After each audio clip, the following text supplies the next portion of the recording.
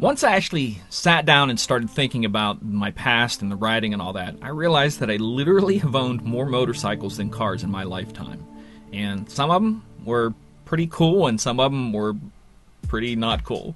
I bought my first bike when I was 16 years old. It was a 72 Yamaha DT2 250, and it had a giant dent in the gas tank and handlebars that were like Texas steer horn horns on a cow. It was ridiculous. I remember saving my money, and I paid $150 for it. My parents were not happy about it. My mom even said, if you ever get hurt on this, I'm going to give it away. Luckily for me, that never happened. And I have a really funny story to tell about the buying and selling of this bike that I will tell in a future episode. Now I got my second bike, and it was not the best choice, I can honestly tell you that. It was a 73 Hodaka Super At 100, and it was sold in about 6 weeks after I bought it. I have one story to tell about it, but I'm not going to tell it, at least today I'm not. But the only thing that came good out of this bike is the fact that I can tell old-timers that I once owned a Hodaka. Bike number 3 was a much better choice for me. It was a great bike. It was a 1980 Yamaha MX-175, and I found out many years later that a friend that I spent a lot of time riding and racing with in the 90s was the original owner of this bike 10 years before. Small world.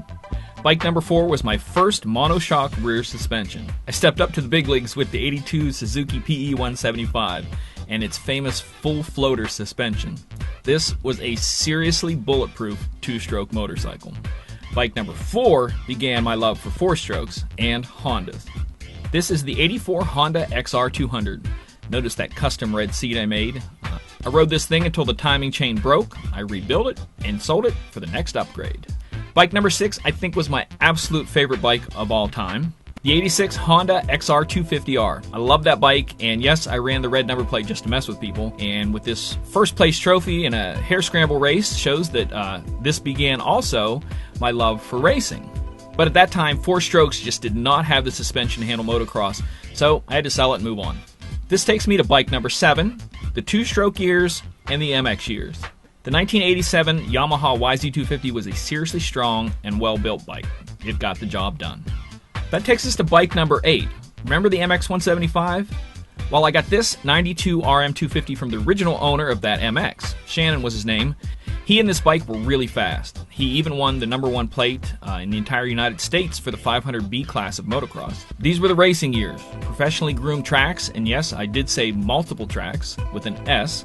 Lots of help and knowledge from Shannon's mechanic Chris, and a lot of slightly used, race-level parts and accessories.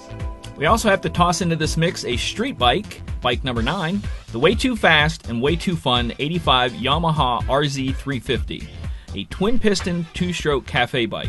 I had to get rid of this bike because I rode it on the street like I rode the dirt bike in the dirt, wide open, and I knew I was going to get myself in trouble, so I had to let it go. But that ends the bikes in the late 90s. I sold the RM250 and seriously intended on getting another bike, but just never did. I started focusing on the music career, and no more bike for 15 years. During those 15 years, I still watched motocross and racing on TV and followed it online and video games and everything there had to be to do with racing, but there was no more bikes for 15 years. And that brings us to now.